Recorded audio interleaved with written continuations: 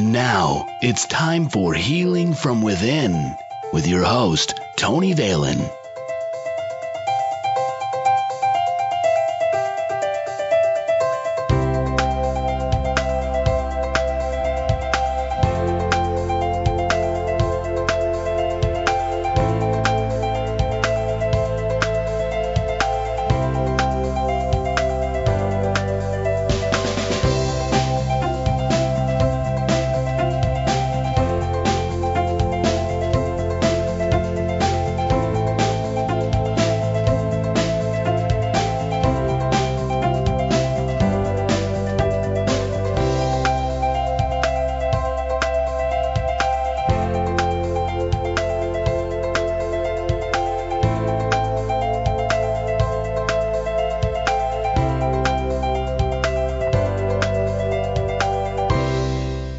Welcome to Healing from Within. I'm your host, Tony Valen. You can contact me, Tony, at TonyValen.com. Visit our website, healingfromwithin.net. Follow the show on Twitter, at TVHFW. The show is also available on iTunes and YouTube. Just search Healing from Within with Tony Valen or look for the Tony Valen channel on YouTube. Joining us on today's show is Lee Milteer. Lee is an internationally known and celebrated best-selling author, award-winning professional speaker, TV personality, entrepreneur, visionary, and intuitive business mentor. You can learn more about Lee Milteer by going to leemilteer.com, like Lee Milteer's Spiritual Power Tools on Facebook, and follow at Lee Milteer on Twitter. Lee, welcome to the show. Thank you so much, Tony. I was very excited about being with you today. Well, we are excited to have you on here to educate us and tell us all about your world. It's a very complicated world, so let's play. All right. My first question always to my guests is, what are your gifts and how did your journey begin? Tony, I think my greatest gift is intuition, and I have some psychic abilities. I'm also a natural born communicator. When I was growing up, my nickname was Motor Mouth, but I've learned to capitalize on that talent. I have an ability to smell money, meaning I am a great entrepreneur. I run a lot of businesses, and I can literally sense where the money is going in life and how to follow that money. I'm an author and professional speaker, and I'm just generally having a fantastic time in life. This comes naturally to you, and you decided to, I'm going to make a living at this. Is that correct? Yes. When I was growing up, I grew up on a ranch in a little place called Chuckytuck, Virginia. It was a 110-acre ranch. It was a mile and a half from the nearest secondary road and very, very isolated. And everybody in my family on both sides had been farmers and ranchers as far back as possible. And I realized very early in life that I wasn't like a normal person that was suited to go to college and do, like normal things. And I spent my entire high school in the guidance counselor's office just trying to figure out what the heck I was going to do. But I learned I had this great ability of communication and selling. When I was high school senior, I don't know if you remember this, but usually the teachers would come into the classroom and say, who would like to volunteer to go out and sell ads for not the Facebook, we didn't have Facebook, but the yearbook. Yes. I'm not that young. And so I was the only person who raised their hand because my father had said no to me so much. No meant nothing. I mean, I learned to negotiate. I learned to, just work my way around it. And so I went out and sold all these ads for the high school book, and they were like stunned. And then I became a rock and roll disc jockey while I was still in high school, with a real grown-up job in high school. I kind of fibbed and said I was 19 when I was really 17, and got this great job. And then I found out that, of course, rock and roll disc jockeys don't make a lot of money, but sales was open. So I went in sales, and it was just a natural thing. It was a natural ability that I had to match people with things they needed. So I can tell anything that I truly believe in that has a lot of integrity. And my life growing up was a wild adventure, but there was a lot of rejection in it. So going into sales wasn't a real stretch for me because I had dealt with so much of that in my life. And so everybody's childhood gives you a hint of some of your hidden talents. It's just most people don't realize and don't capitalize and leverage their natural born talents. And that's really the secret of success, is finding those talents, leveraging them, and then that's how you become super successful. Yeah. And so you didn't mind the rejection, because I know that's the thing about sales, and a lot of salespeople that go into sales, the biggest fear is the fear of rejection. How do you deal with that? Well, I really didn't, Tony, I really didn't have a lot of fear of rejection because, again, I grew up with this father who said he was this alcoholic, raging, 6'4", 300-pound man who said no to everything. So I was so used to that. It was just like, how do you find a way around that? How do you find a point of connection? How do you find a point of agreement? How do you convince them of the benefits of things? So when I first went in sales, frankly, I had nothing to lose. And I had been taught by my sales manager, who was very good. He said, never take anything personally. It's never about you. And if somebody says no, that's fine. That's their prerogative. You just pack your bags and go to the next person and see how you can help them. And the thing that really is important about sales, everybody should understand, is that sales is nothing but education. That if you're really a good salesperson, you're literally just educating people about products and services. And salespeople have such a bad rap. Years ago, I wrote a book called Spiritual Power Tools for Successful Selling. Mm-hmm. And it was really all about you're doing God's work, helping people try to figure out what products and services are for their best benefits. So I was never... It's not that I like the rejection, Tony. It's just that I didn't take it personally. And my sales manager said, you'll have to probably call on 25 people to get a yes. So I'd get to number 22 and still didn't have a yes. And I'd go, only 3 more and I'll get a yes. Persistent, tenacious personality. Well, good. And I think that's something that a lot of people don't understand, that you do have to be like that and you don't have to take things personally. I introduced you as a best-selling author. You wrote a book, Reclaim the Magic, The Real Secrets to Manifesting Anything You Want. Generally, what was the intent of writing the book? Well, the intent of writing the book is I've written 11 books, a couple bestsellers before. My big best-selling book was Success is an Inside Job and Spiritual Power Tools for Successful Selling. But I wanted to write. In the past, Tony, I've been like a businesswoman by day, metaphysician by night. And I got to the point in my life that I was tired of hiding that spiritual part of myself, that metaphysical part of myself.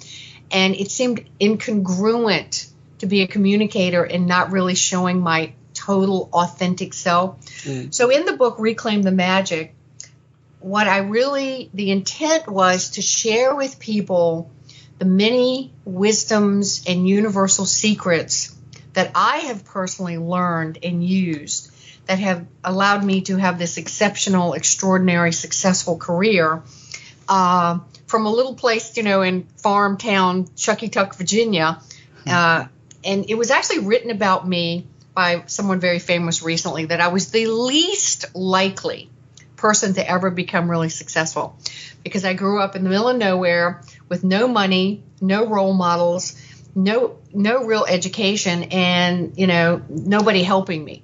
But in spite of all that, which a lot of people can identify with, I learned that success really is an inside job, that if I can do it, I swear to you, anybody can do it. Society has a lot of well-meaning but clueless people, even in school and church and in our educational system, and teaching people that all their power is external. And the truth is your power is internal. And so I wrote the book with the desire to really help people understand that they don't have to settle for less, that they really can manifest what they want in life, but you have to do it in a certain way with certain skills and abilities and a certain mindset, and that it does take work to do that. It's not like The Secret where you just, close your eyes and meditate. That's all BS. It really is a part of, there's a formula to success. If you follow this formula in my book, there's no way you can't be successful about what you want to do if you really give it your all. In your book, you wrote, "We are being called now to shed our old skins of what is no longer important and to open up to a new empowered life." Explain to the listeners. Well, I'm sure everybody's noticed that speed has speeded up. I mean, it's unbelievable how fast time has speeded up. Yeah. You've also noticed that things that used to work don't work anymore. Mm-hmm. You've noticed that we are living in a time that most people don't even realize this. They're so stressed out. But there have been more inventions and more change in the last 5 years than there has been in the history of mankind. That us today, you and me and everybody listening today, is literally having to deal with more information, more decisions, and we have to let go of the old programming. Because most of us were programmed by the time we were 5 to 7 years old with certain belief systems about how life worked. And we're learning very quickly that is obsolete information. That is information that does not help you. You have to shed the old skin of that power is somewhere else and that someone else is going to anoint you to be successful, or you're going to be discovered, or any of this BS. You have to be 100% responsible for your own actions, your beliefs, and what you achieve in life.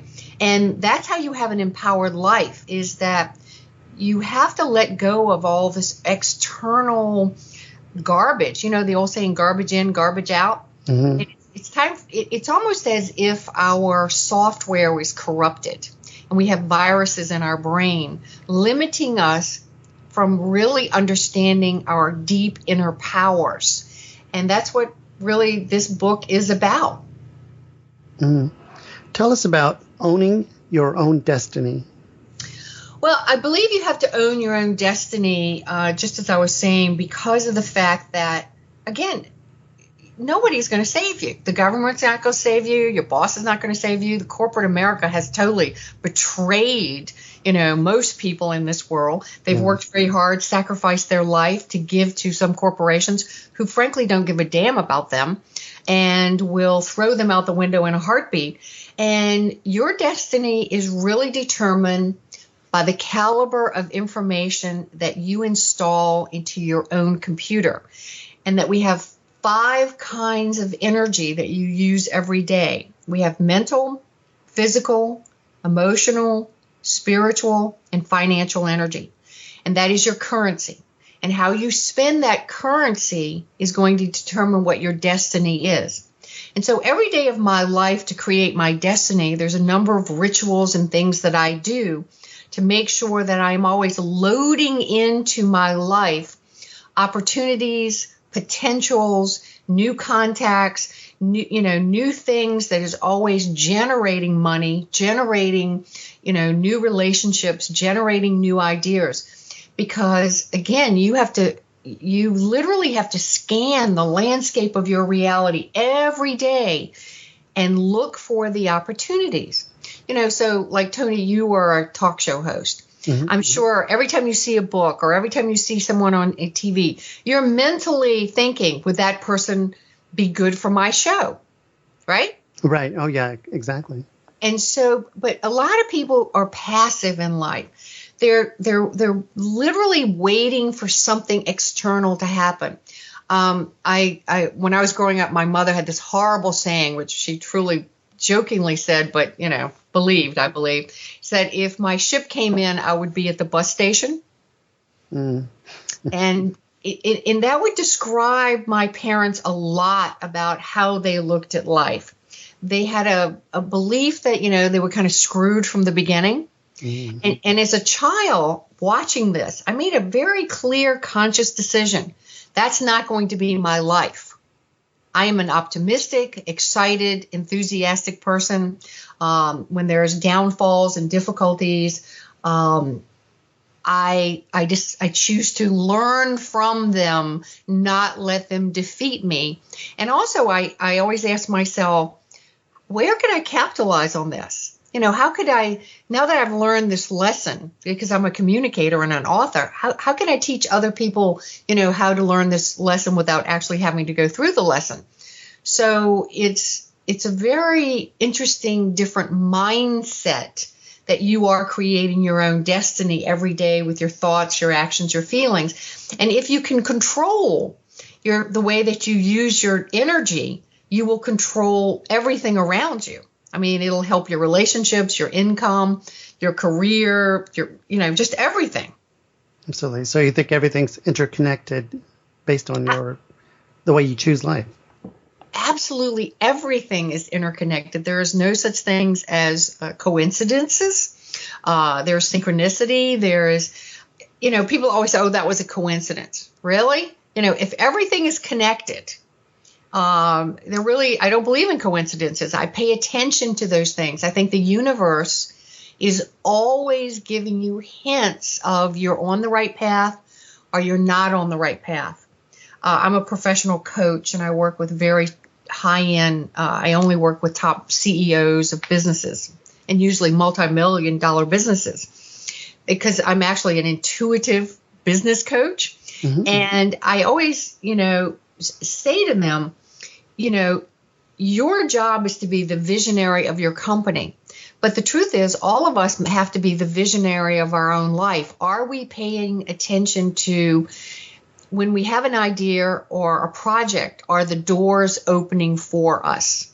That means the universe is saying yes. If we have an idea or a project and the doors keep shutting closed, that means a couple of things. It might not be the right timing, because timing is very important, or it might not, it's not suitable for you. So when I try things new and the doors open, I always know this is a yes from the universe, full steam ahead. If the doors close and there's just a million roadblocks, obstacles, difficulties, I then have to say to myself, am I before my time?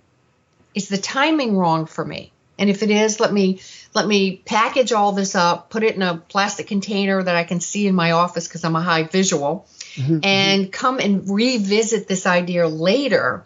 But if it keeps being difficult, and that doesn't mean give up because everything will be difficult, but I mean really unsurmountable difficulties, then, it's time to look for something else. And that brings me to my next question. What do you mean in your book when you say, consider the cost of life energy you are exerting? Yes. So consider the cost of the life energy you have to exert. So again, there's 5 types of energy: mentally, physically, emotionally, spiritually, and financially. Everybody understands the financial thing. Yeah. It's just that suppose you're doing something and let's say you're working for a really like this horrible person and, you need the paycheck and you need the health insurance or whatever. But every night you come home and you are just beat to a pulp. You are exhausted. You're frustrated. You're emotionally down. You just feel hopeless. And you can't just stay there. You've got to either get your resume up and running and go find something else, but be proactive. Be very proactive. And look at how, what uplifts you in life. You want to do more of that. And what drains you in life. As Dr. Phil says, which I fortunately got to speak with on stage not too long ago, he said, you can't fix what you won't admit. And when people go into denial that things aren't working and just stay there, they become a victim. And being in a victim role is very detrimental for your health, for your well-being. It really shuts down your creative flow. It really makes your life miserable. So always consider the cost of life energy you have to exert when you do things. Is it going to be a fair exchange for value? What is your magical story? How did you grow up in Virginia? And the reason I'm asking is because you just finished telling me you're from a small town. You grew up with parents that felt they were defeated. Your father was very difficult, would always say no to you. And I understand that all this, I guess, instead of breaking you down, it kind of pushed you forward and made you fight harder. Oh, absolutely. Tony, I've done my share of therapy in life. Okay. Like all smart people who grew up in very dysfunctional families. Oh, yeah. I remember one time this therapist said to me, she said, Lee, you're quite remarkable because with all the abuse that you had and difficulty and horrible things that happened to you, and you had this horrific childhood, most people would have become alcoholic, drug addicts. They would have given up. They'd be on welfare. They'd be a leech to society. But you took this opposite approach of, the hell with that. I'm going to make something out of my life. I'm going to be proud of myself. I'm going to do something, that not only I'm proud of, but that other people can benefit. My life story, and it's all in the book, Reclaim the Magic, but it's my first memory, Tony, was I was about 3.5 years old, and my mother was with her girlfriends, and I remember distinctly her telling them how incredibly disappointed they were when I was born and I was female, and that my father was crushed that I was female. Because when you grow up on a ranch or a farm, having male children, which is very old-fashioned in today's world, but having male children is what they wanted because they wanted them to work on the land. And they felt like if you had a female child, that would just be a burden. Well, this was quite damaging to my self-esteem. And, what I realized is that made me mad that my parents were upset that I was female. So I became the hardest riding gal on the horseback. I'm a crack shot. I'm work harder. I excel at everything I do. For a long time, unconsciously trying to prove that I was good enough. And when you come from a really dysfunctional family, you also become a pleaser. And I jokingly say I'm a recovering pleaser today. Yeah. But there are some benefits to all that discomfort and craziness that I grew up with. Children who grow up in those kind of very violent, chaotic families normally become incredibly psychic and intuitive because it's survival. You don't know what's going to happen next. You're always feeling the energy of the world of just trying to be safe. As I got older, I experienced a massive amount of paranormal experiences. From when I was 5 years old, my grandmother died, and my parents and everybody around swear to God that they took my brother and I, who was 3, to another place when the funeral people came and picked up my grandmother. However, I apparently have the ability of remote viewing because I saw them clearly put my grandmother in one of those bags and zip it up. And from a child's perspective, with no references at that at all, because we weren't even allowed to watch TV when I was 5 years old, that literally, having someone you love very much put in a bag, I mean, that's a memory thing. I was very upset about that, but they said I wasn't there.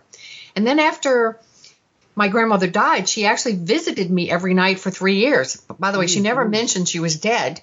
But, I grew up in this environment where my intuition and paranormal things were happening around, and it seemed very, very normal to me. And so that's been a great benefit to me as an adult, because now my intuition is very clear. There's a lot of illusions in life, and I can usually sense them out right away. I can smell con artists. I can tell, if somebody's lying to me, I know they're lying to me. I can feel it. So this very, tough childhood, which I wouldn't wish on anyone, actually prepared me for a very good adulthood, because I have so many more tools than if I'd have been the little princess where people are trying to make their children today and, just, give them everything and take away any stress or any conflict, and they have no ability to deal with difficulties. My life would be very different. And so it's just a matter of, instead of being mad about your childhood, because I could certainly be mad at my parents, but what is the point of that? They they were actually victims of victims. They didn't know any better. People are only doing what they know. And no one in my family on either side had ever read a self-help book or a child-rearing book or anything like that. Yeah. And so, I'm not mad at them. They're both deceased now. And I actually have great compassion for them now because, they were victims in a very scarred world. And so I'm a much better person today because I simply chose to be a much better person. Mm.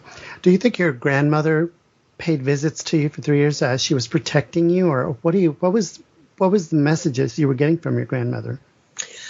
I think my grandmother was protecting me. I believe she was my only comfort. I felt very loved by her. I did not feel loved by my mother at all. My mother never bonded with me. My grandmother just visited me around. She was just a comfort. And yes, you're absolutely right, Tony. That's a great, astute observation. I do believe she was in the best of her ability, trying to fulfill her commitment, to make sure that I felt loved, because she was the only person I felt loved by at the time. Tell us the story of Glinda the Good Witch. Oh, Glinda the Good Witch. Okay. Glinda the Good Witch really was named Samantha, and she was this gorgeous, long blonde hair with this very infectious laugh woman who ran. Remember, I grew up, a mile and a half from the nearest secondary road, and in this little community of 60 people, there was a little community store that had the post office in it, and like a hardware store, and a grocery store. Was the one-stop shop for everything. Get gas there, get everything there. And the locals were afraid of her. They called her a witch because she was a natural healer. Oh. And when I was a kid, I had a pony, and I would drive up to there and get dime candy. And I remember I had this wart on my thumb, and it would not go away, and it bothered me, and it was bleeding, and it hurt all the time, and my parents would take me to the doctor, and to no avail. And so Glinda, her real name is Samantha, took me outside, and she said to me literally something to this effect. She put her hands over my thumb, and she said, "The Christ within you is now healing this. You will never think of this again. And when you see your thumb again, the wart will be gone." And I remember at the time thinking, well, how can that be? It hurts. It's bleeding. I have no idea what you're talking about. And her hands were super hot. And so she did it 2 or 3 times. Now, she had healing hands, which, of course, I had no reference to at the time. And then she smiled at me, took me back in the store, gave me some ice cream. And then 3 or 4 months later, I'm on the school bus going to school, and suddenly I noticed my thumb, and the wart was gone, and I literally had not thought about my thumb in like months.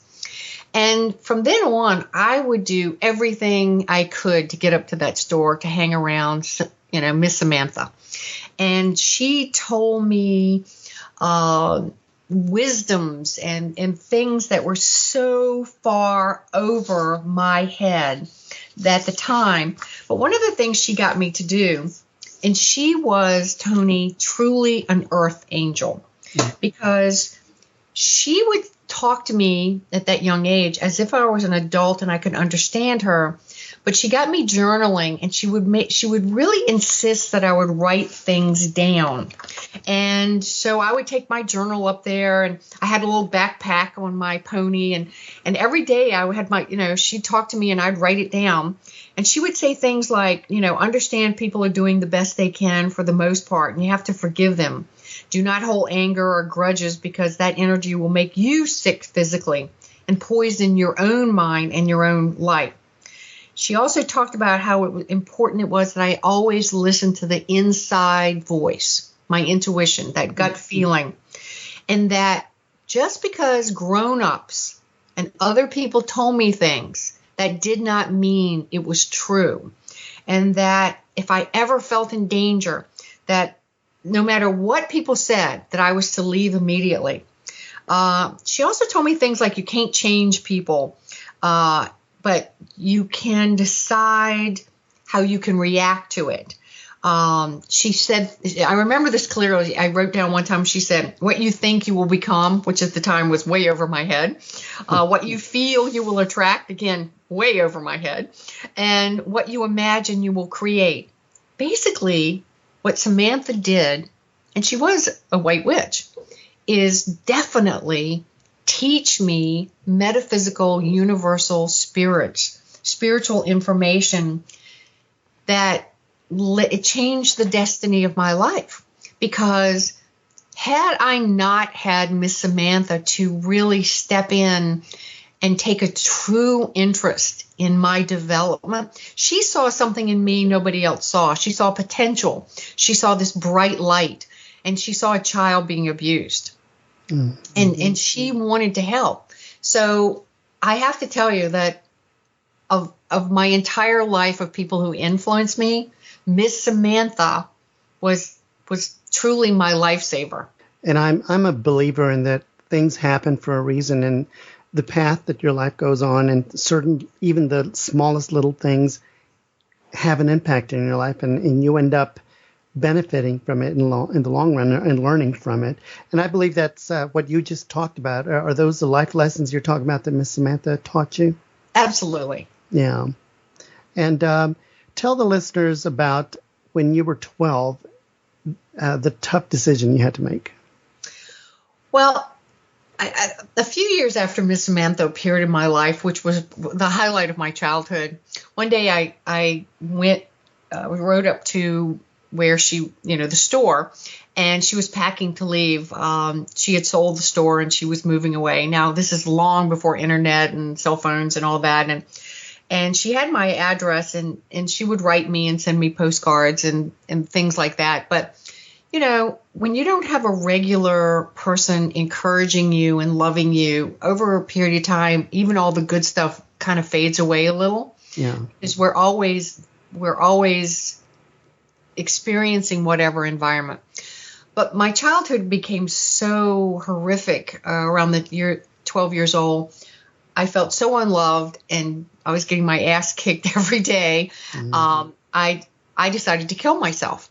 And I lived on this water, and we had a lot of dogs, and animals were my savior, horses and dogs and animals. I'm so connected to animals, and as most abused people are. And so I went down to kill myself, and it was in the winter, and we had this big, really long pier that you could walk out on the water. And so I jumped in the water. It was icy cold. And to my surprise, I think we had like 9 dogs at the time. They all jumped in the water with me. And 3 of them hated the water. And they were screaming and barking. And they literally grabbed my clothes and dragged me to shore. I realized, one, I was surprised by the dogs being so proactive. And 2, by the time I got to shore, I was so cold and freezing. But I actually realized, I remembered Miss Samantha. I remembered all of her love, and, that there was love for me in the universe, and there was no point of me killing myself. But I actually wanted to kill myself because I was 12 years old, and I didn't think I'd live actually to be 18. I actually thought my father would kill me before I was 18. Mm. So, and by the way, I don't mean to paint him in such a bad place. He was a very good man. He just got taken by alcoholism. He deeply had a good heart. It's just, alcoholism is just such a serious disease.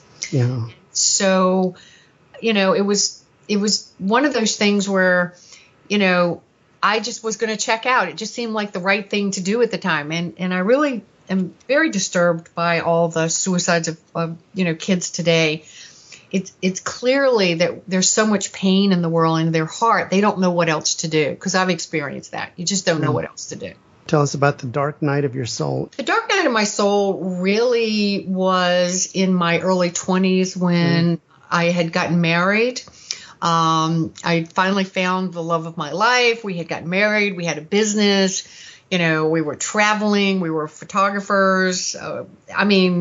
For the first time in my life, things were really going well.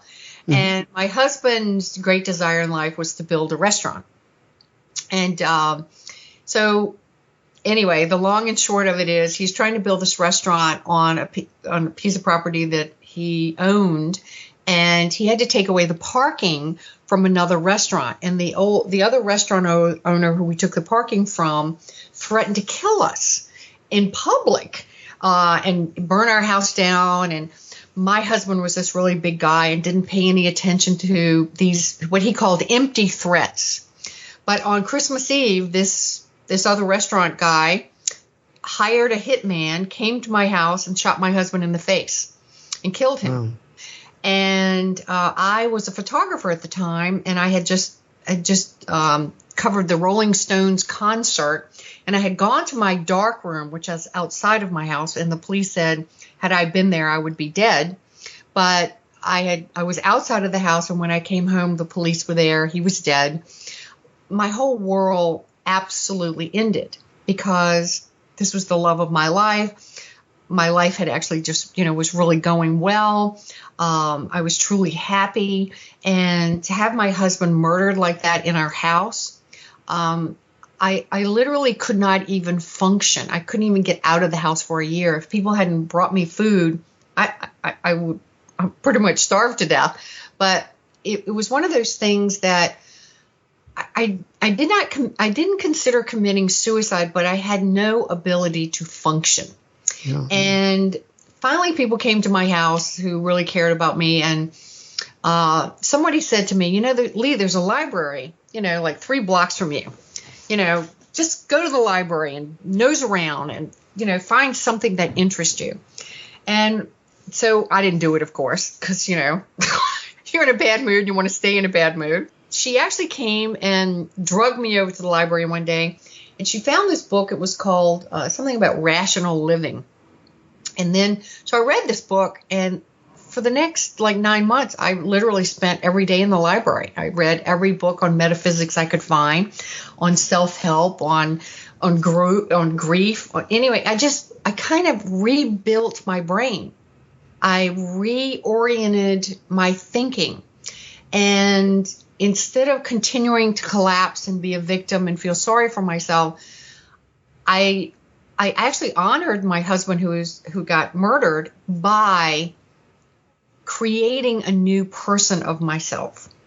And what I realized at the time was that my talents and abilities were communications, and that I literally could go out and now teach other people that they had the power, no matter what horrible thing happened to them, they have the power to reinvent and create something new from themselves. We are not static.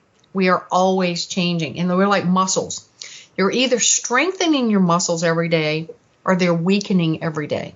The same is with your brain and your belief systems and who you hang around. Where you are the sum total of the 5 people you hang around. You're the sum total of, what you listen to and what you expose yourself to. And so it's time, if you really want to change your life, to read the things that inspire you. So the dark night of my soul shifted my entire life because it was a horrible thing to go through. I wouldn't wish it on anyone. I will tell you today, Tony, that nothing affects me too much. Because if you can survive the love of your life being murdered at your front door, you can survive anything. So financial setbacks, things burning down, businesses flopping, people rejecting you. So what? It's just nothing. It's nothing. I mean, you learned what's important, what really matters. I think it finds a way to put you in a center and a calmness that when all these other financial things or whatever happen, and it's true what you just said, when you have someone that you love, the love of your life, the focal point that you lived for, killed, it makes you realize that was important.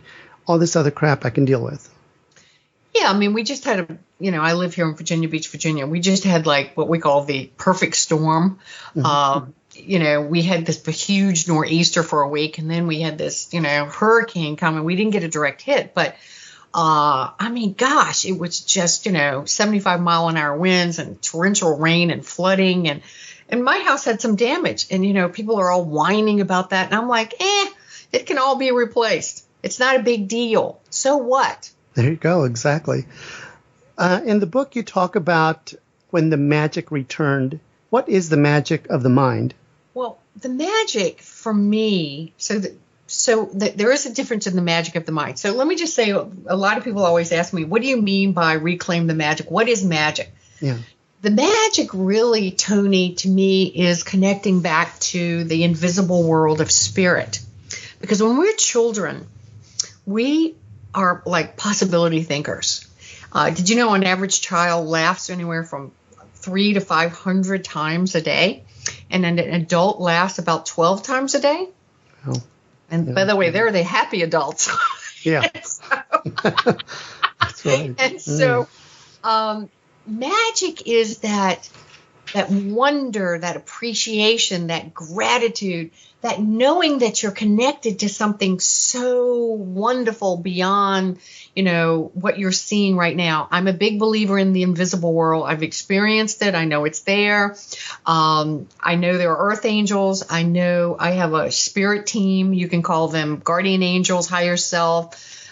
I just call them helpers. That's the nice neutral word to call them. But when I invite my helpers, my spiritual helpers to me, I always get results. I'll give you an example. This just happened this morning. So I just finished this book, Reclaim the Magic. Of course, I'm writing a new book, and it's a prayer book.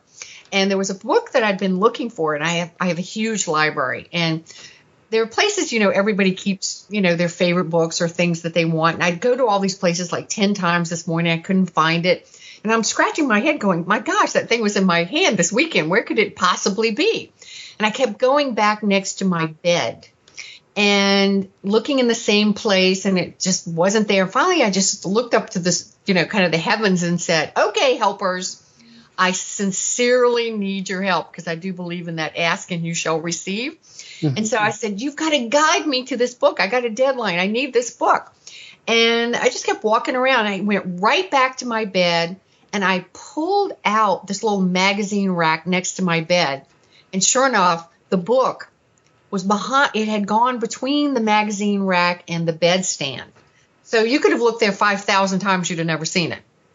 But it was only because I had that impulse to just pull that out. There was the book. Mm-hmm. And I just laughed and, kind of looked up to heaven and said, thank you. Standing ovation for you for helping me. And, I travel for a living. I mean, I'm always connecting to the spirit world to help me. You haven't asked me this question, but I would like to tell your listeners that, humans think they have to do everything themselves by themselves. And the truth is that there is magic around you. If you will connect to your spiritual self, if you will connect to the God part of yourself, there is an energy that is always there to help you if you can hear it and if you're willing to literally participate. When you get the information, follow up on it. It's like when you get intuition and you don't pay any attention, and then it's gone. It doesn't come back. Yeah, I agree. Definitely. And that's what a lot of people don't pay attention to, the little signs around you and things. And I'm one that's always asking for help. God knows I need the help. And even the little things. And I always get help. So I definitely agree with you on that. I know, but nobody ever teaches any kids that in school. Nobody ever teaches kids that. I know. But, and I have to say that, and you and me, certain people, we're just lucky because we just happen to stumble upon that and believe in that. And I don't know why I believe in that and how it came to be, but I just know that it's a part of my life, and I'm thankful that I know about that, Yes, and that would answer your question specifically of why did I write this book? Because let me tell you, when I wrote this metaphysical book, I was terrified that my regular clients, and I've got huge clients like Walt Disney and AT&T and Ford Global and, Federal Express. I mean, these very corporate clients. Mm-hmm. I was terrified that they were going to who is this woo-woo crazy woman? And the opposite happened. The opposite happened. People are ordering this book by the hundreds in these organizations to give to their clients because they said this is so refreshing, that it's truly an empowerment. So when the book made bestseller so quickly, I mean, we released the book the 1st of May, and it was a bestseller by May 14th. I was blown away. I mean, how could that happen? Yeah. But it did. And that's something, And in talking about what we were talking about, scheduling time for reprogramming. What is reprogramming, and why is it important to schedule time for this reprogramming? Well, first, reprogramming is what I was talking about earlier, that we have like viruses in our brain and obsolete old information that's cluttering up our ability to truly make great decisions. So how you have to schedule time is, like, every morning I have rituals that I do that allow me to kind of pre-frame the energy of my day. As a matter of fact, I'd really love to give your audience a gift. It's so, if you got a pencil, write this down, because it's normally $97, but I'm going to give it to everybody. It's a 5-video series that I just did. It's called the 5typesofenergy.com. So 5, F-I-V-E, types of energy.com. If you go there, you can sign up.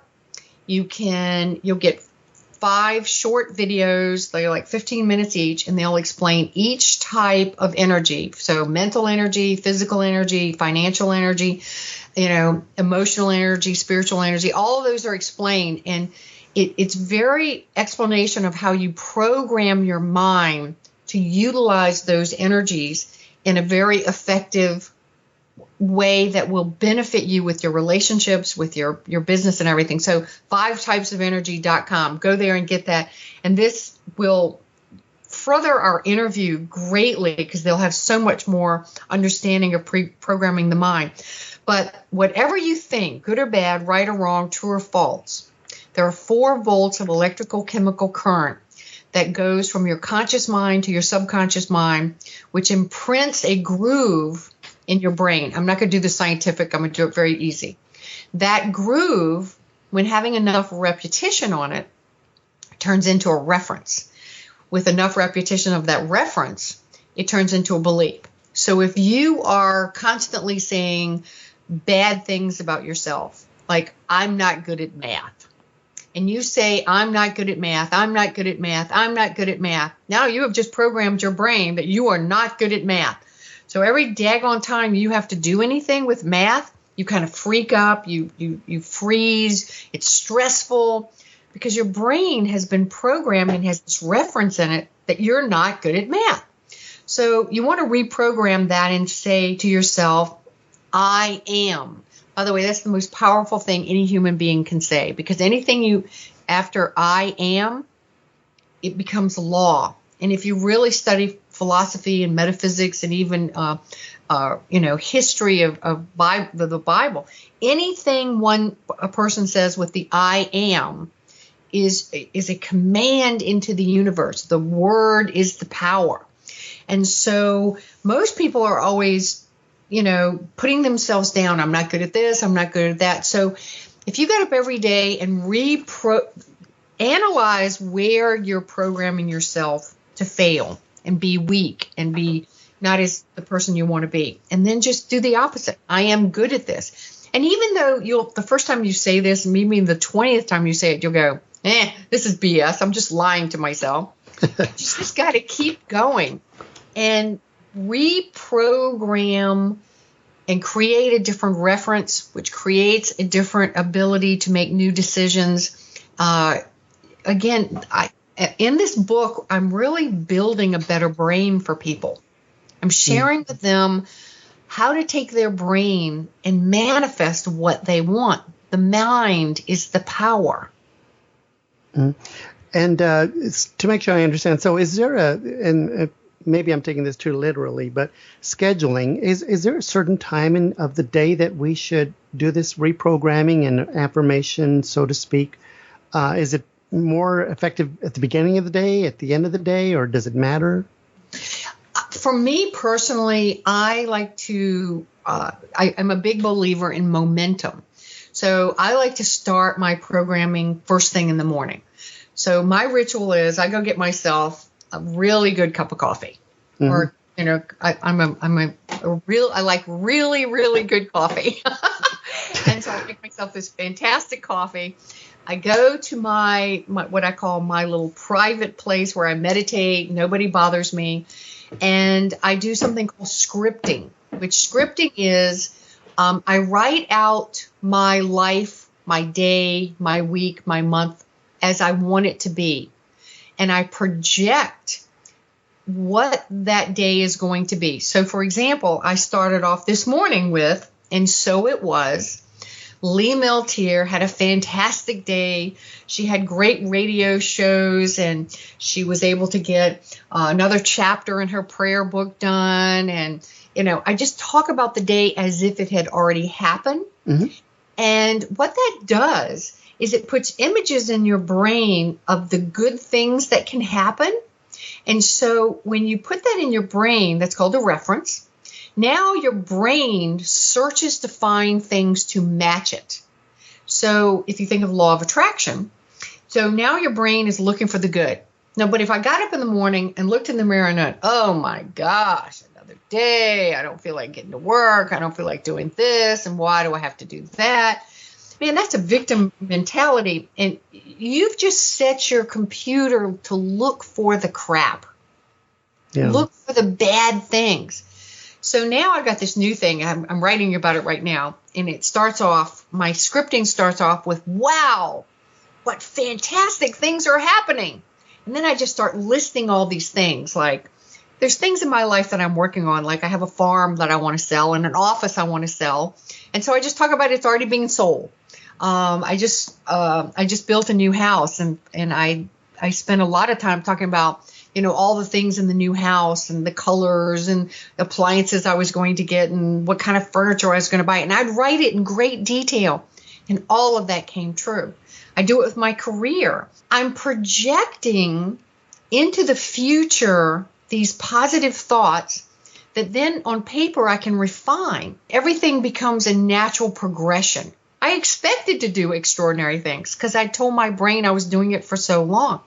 So in the book, I explain this in great detail. And I have a lot of business coaching companies. So people come from all over the world to come be in my room. So we have like 100 entrepreneurs from around the world that meet me in all different places around the world 4 times a year.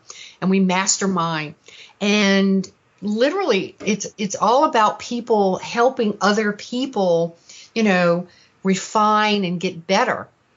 And I teach them this.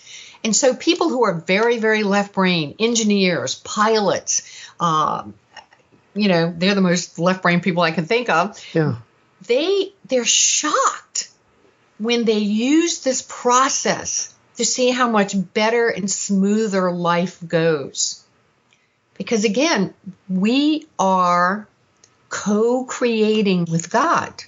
Our energy is merging with the God energy or the spirit energy, and it's co-creating. And so nothing is static. We're affecting our reality with our thoughts and our actions. And so that's what I mean by programming. Absolutely. And this is also what you're talking about. I'm assuming that you're talking about the other thing you talk in your book about, which is the magical brain retraining statements. Absolutely. So magical brain statements could be things like, I am filled with creative energy and enthusiasm. I love and appreciate myself and the journey that has led me to become the person I am today. I am open to new improvements daily. I take full responsibility for my life and my thoughts. I easily and effortlessly attract wonderful personal and business opportunities to myself that utilize my natural talents and experiences. By the way, Tony, this is funny because my book was closed. When you asked me that question, I opened the book to page 65, and that is exactly what you just asked. Oh, really? I swear to God I did that. That's awesome. Now, Lee, what are the 5 basic steps to creating your life form deliberate conscious point of power? Well, the first one is to have desire. Desire is the starting point of all achievement. The second thing would be have a plan of action. The third thing would be to envision what you want. The fourth thing would be to reinforce what you're envisioning with your self-talk, because your self-talk literally is the directions of your mind. And this is a shocking statistic, but 80% of our thoughts on an average day are negative. So can you imagine what they are on a bad day? Yeah. So, and then the fifth point would be take action. In other words, I get interviewed all the time, Tony, and people talk to me about The Secret. And they say, is your book, the Reclaim the Magic like The Secret? And I go, well, there's some overlap. I said, but there's a huge difference between me and The Secret.